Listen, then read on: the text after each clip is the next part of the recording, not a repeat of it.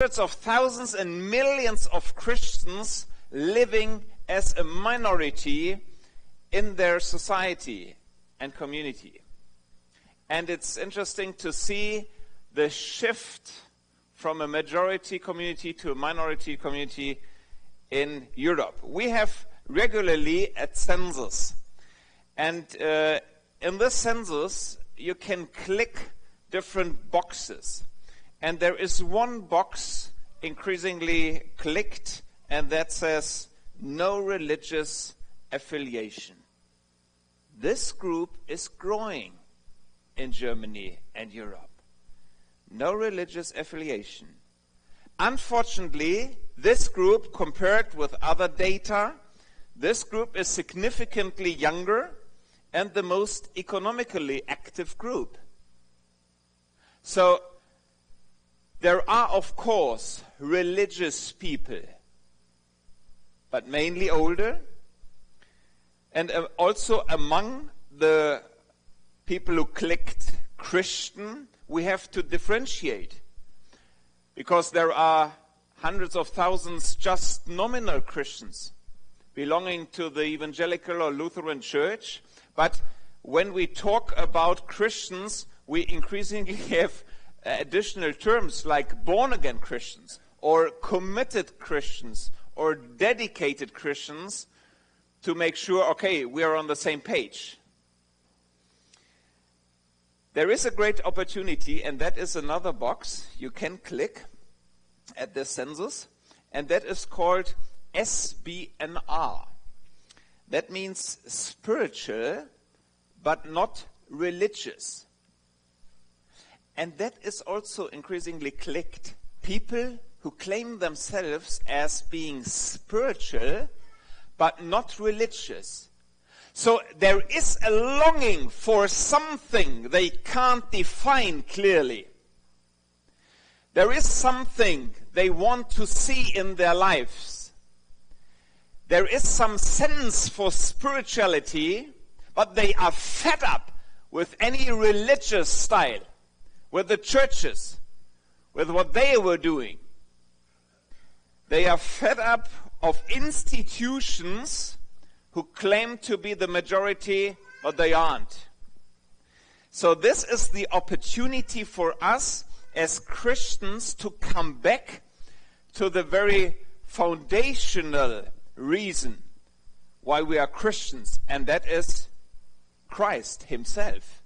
Jesus Christ and the relationship to him. So we are, of course, sometimes in our Christian realm talking about reaching unchurched people. That might be correct, but all over Europe we have a different setting, and so I more and more talk about not about unchurched people, but de-churched people. People in Germany know churches. It's not that they have never heard about the gospel, about the Bible, about churchy messages. But they don't want that for their life. And so they are de-churched. It is easier to bring somebody to Christ who has never heard from the gospel than somebody who is disappointed by bad experiences. So today we frequently hear the notion that in Europe Christianity is out of touch with our times. That the Bible is old-fashioned, irrelevant, or even oppressive. So let me quote from Stephen Gustafson, who defined Christianity as the following. He said, Christianity began as a personal relationship with Jesus Christ. When it went to Athens, it became a philosophy. When it went to Rome, it became an organization. When it went to Europe, it became a culture. And that's for you, when it came to America, it became a business. And that's, in many cases, the style of Christianity in Europe, just to be a culture. So we do have a great heritage. The Bible, first of all, transforms individual human beings who in turn transform entire nations. In every area of life, we see this remarkable record of personal and societal transformation. Be it science or healthcare or literature or learning or liberty, the biblical worldview touched and transformed entire societies. All that basically came from Christians. The medieval monasteries were the seed beds of Europeans' universities. Indeed, many of these monasteries and cathedral schools developed into these great universities we have until now. And almost all education back then was in fact church education. And again, it was not just Europe which has benefited from all of this. In South Korea, for example, the education of women was mocked and discouraged until Western Christian missionaries came there and brought about radical change. As a result, today the largest women's university in the world is located in Seoul. So even the education of the blind and deaf was a Christian initiative. The ancient Greeks often used blind boys as galley slaves and blind girls as prostitutes. Jesus, however, restored their sight.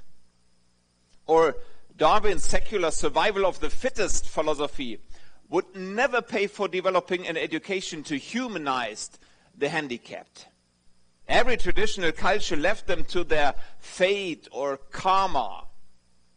Some deliberately exposed handicapped infants to death. The Bible alone presents a compassionate God who has come to this earth to save us from our sin and its consequences. That's our message. But there is a change in postmodernity. So in Europe, mission has had a big change over the last 100 years. There was a World Missionary Conference 1910 in Edinburgh. That was with the claim of conquering the world. Evangelization meant Christianization, meant culturalization. There is a Latin phrase, cuius regio eius religio. That means, whose realm, his religion. And that's a kind of colonialism approach. And then the 20th century came full of ideologies. Nationalism, fascism, communism, socialism, a couple of other isms. And now the situation has changed dramatically.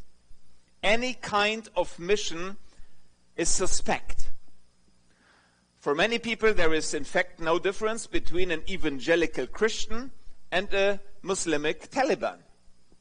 Radical, intolerant. So an example, there was recently a couple of missionaries killed in Yemen because of their faith and missionary activities. And what was the reaction in Western media? How on earth can these fundamentalists provoke the Muslims with their intolerant missionary activities? That was the reaction. Very unclear and unspecific understanding about the core of mission nowadays. So now we have a situation like a restart. We have friends in Eastern Germany, and Eastern Germany was impacted by 40 years of socialism and very few Christians. So we sat together with them and talked about their experience with faith and gospel and Jesus. And you know what they said? Everything what we know about the Bible, we know out of Hollywood movies. So that was their source. And by the way, that's the reason why initiatives like movies from Mel Gibson, The Passion of Christ, are so important, because people in a non-churched, non-reached environment have just the movie source. And we can start with Adam and Eve from the very beginning. So we are not talking about Christianity as a culture, but based on the personal relationship to Jesus. We can emphasize this relationship between man and God. So probably Europe is some years ahead of USA in terms of dealing with the post-Christendom situation. We no longer have Christmas markets. We have winter markets. We no longer have Christmas cards. We have season's greetings. We no longer have the 10 Commandments in an entrance hall of a also Christian-led company. And even Christian entrepreneurs who want to offer a prayer room have to make sure that this room is not dedicated to a biblical God, but neutral. So there is this dominion of neutrality. We're at the end of a Christendom era. And that, of course, has also potential for a next phase, because we can focus on the core of our belief, the relationship to Jesus Christ. So praying for revival is not helpful if we are hoping for a return to Christendom. It's not about a powerful majority dominating the culture. A post-Christendom, and that's the case all over Europe, a post-Christendom society will be understandably wary and cautious of the Christian community and very reluctant to allow it to have too much influence beyond their own constituency. So what can we do? First of all, no defeatism. We of course can lamenting about the churches which are empty. We don't have school prayer anymore. There is no worship, no hymns in the radio. And we have increasingly not Christian weddings, but some other kinds of living together. So there is a situation hard to accept. There is grief in it and sorrow. But also being involved in the business environment with the World Evangelical Alliance, leading the business coalition, I am closely connected to a couple of people from the investment world, and they have a claim that calls buy the dip. So when a price is falling, and probably that's similar to what we actually experience with the churches who left in 1 year 400,000 members, both the evangelical and the Catholic Church, 400,000 people leaving the church. It's going down. But the principle is buy the dip. Go into it. Invest in that. But in a creative and in a prophetic and in a hopeful way. And there is this claim of creative minorities coming out of the British historian Arnold Toynbee. He claimed that we have to be creative minorities, not just relying on the infrastructure. And that reminds me to the story of David and Saul, and it's described in 1 Samuel 17. Saul put a coat of armor on David and a bronze helmet on his head. I cannot go in these, David said to Saul. So he took them off. Then he took his staff in his hand, chose 5 smooth stones from the stream, put them in the pouch of his shepherd's bag, and with his sling in his hand, approached the Philistine. So Saul's armor was no doubt very impressive. And In an analogy, the church buildings are also impressive, out of the times being the majority. But we have to overcome the deep desire to be impressive. We are meanwhile a minority. Because if we just want to be impressive with our religious style, with our huge building, with the wealth we have, we are hardly winning the battle against the Philistine, and we are suffering under a totally de-Christianized culture. So trapping this way us down. There is a district of damage. It could lead us into a wrong direction. So we have to be creative in a changed and changing context. And that's where baseball come into the game. That is an avenue that is not known as a church offer. So people are aware, what's going on? Dealing with the kids in a different type and style. So probably, to be provocative, we have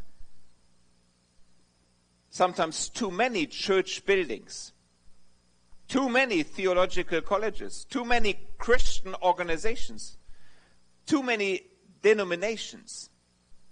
For how long do we subsidize churches, ministries, and organizations that are apparently making little impact in their environment, in their post-Christian cities? That are tough questions.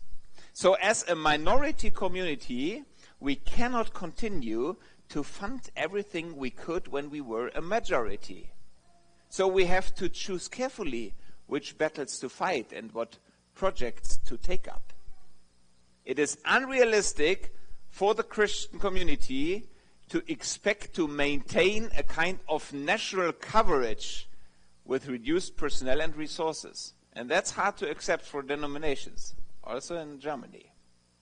So being a minority rather than a majority raises the question, what can we no longer do and what can we now do that we could not before? Because minorities, especially vast minorities, can exercise huge influence on society, particularly if that society is unable to draw on any other philosophy or meta-narrative. And that's the situation we have. We have an ideological vacuum, and we can use that as dedicated Christians. So Jeff Fountain, friend of mine, head of the Schumann Center, said, post-Christian Europeans today are squatters, living in a house without paying the rent. They are benefiting from a value set which was set by Christians, and now, like the Indian philosopher Vishal Mangalwadi claimed, the West has amputated its soul. There's just the frame left, but we have amputated our soul. So, looking back, what the early Christians experienced back in the 3rd and 4th century, there was Julian, the last Roman emperor, and he tried to revive paganism. He built temples and spruced them up, but Christianity was spreading faster than he could compete with. And in the midst of this, he wrote to a friend, a pagan priest, the following. He said, "Nothing has contributed to the progress of the superstition of these Christians as their charity to strangers. The impious Galileans provide not only for their own poor, but for ours as well." And that made the difference. And that brought many, many people out of a non-evangelistic background to the first Christians. So seek the welfare of the city, like Jeremiah said. The early Christians were promiscuous with their charity. Our lands are still riddled with poverty, homelessness, unemployment, alcohol addiction, substance abuse, domestic violence, suicide, crime, trafficking, pedophilia, starvation, war, refugees, persecution, feudalism, slavery, racism, tribalism, unsustainable debt at family, state, and federal levels, unfunded liabilities of governments, and rampant system corruption. These socio-economic issues are still prevalent in significant degrees in all societies, here and in Europe.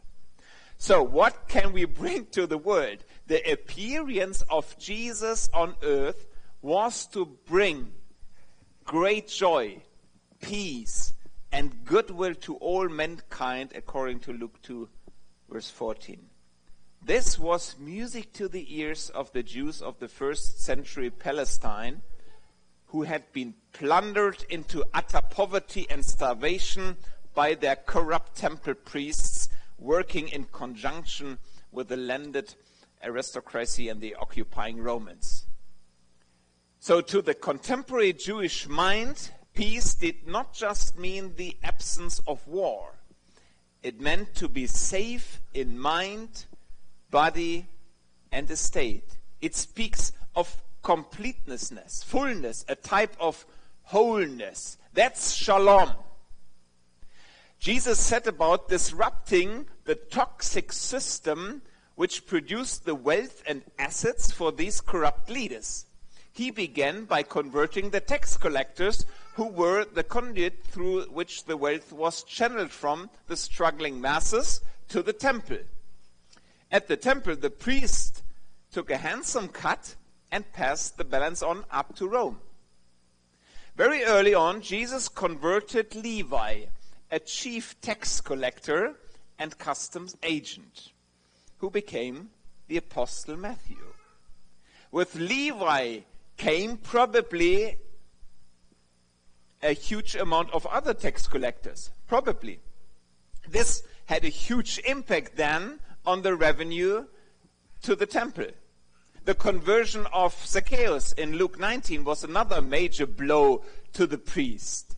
So then Jesus began to heal people for free. He sent them to the temple to show the priests. He was cutting off that revenue stream. He forgave sins for free and further disrupted revenues to the temple. He fed thousands for free, 4,000, 5,000 people. The priests did not want the masses to be well-fed and healthy. They wanted the people to be weak and incapable of rebellion. That was their approach. So Jesus was the one who set other paradigms, destroying a toxic system, setting the people free. And that is still our call to do. Seek the welfare of the city. So at our church, during the COVID-19 time, we had a close look on our neighborhood. And we are in close connections to them. And there were disastrous situations in many homes and households. So the people were forced to do home offices. Probably was similar here. The situation was there were small flats, 60 square meter, living with 3, 4, 5 kids on a very small space. Then the husbands were there working in the living room, and one of the wives reached out to my wife and said, it's a disastrous situation, so my husband has to work there, the kids are around, they can't go to school, etc. So what can we do? So as a church, we decided to use the God-given church building and change it into a co-work center. So we renovated a whole level and floor into a co-work center where people can come and do their work during the week, Monday till Friday or sometimes Saturday. So they have space and room in the church building.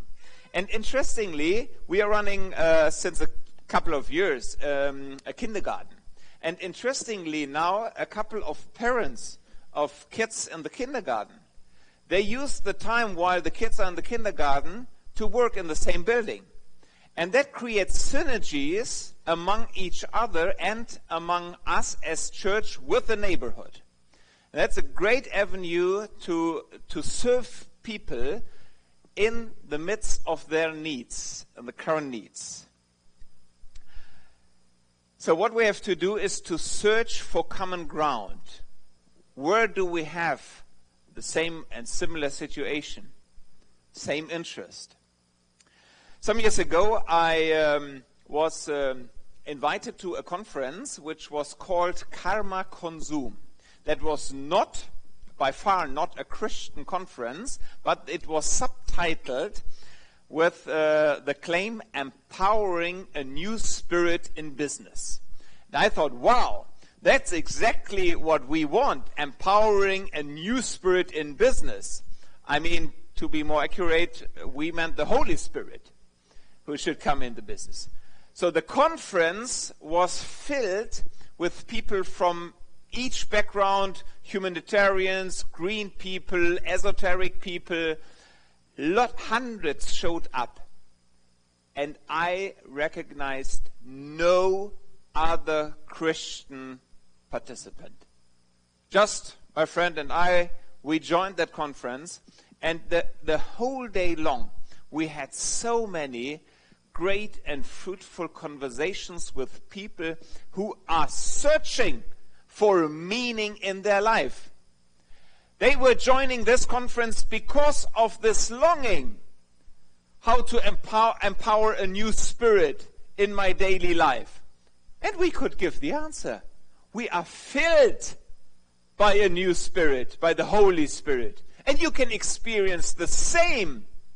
It's just to get in relationship with Jesus Christ. Do you want me to tell you something about that? Yes, and we talked and we shared the gospel.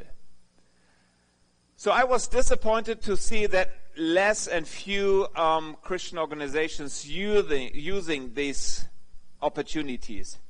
Another experience was with a business friend in Berlin. He is so-called a sinologist. So whenever it comes to a delegation trip to Asia, he is preparing leaders out of politics or business to get prepared well to make the trip to Asia, how to deal with Asians, and so on. So he's doing a great job on that.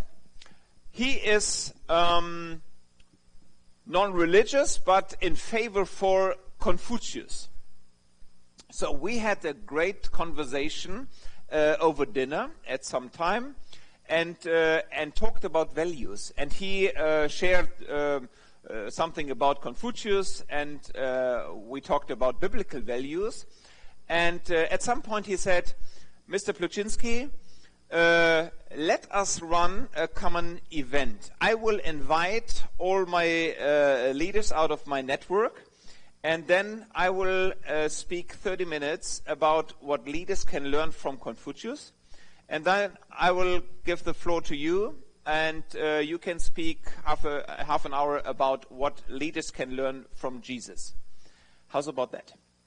And I agreed and said, okay, let's do that.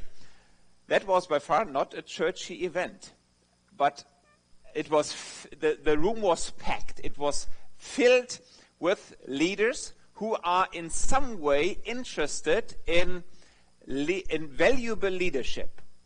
And of course, open to hear from Confucius and Jesus.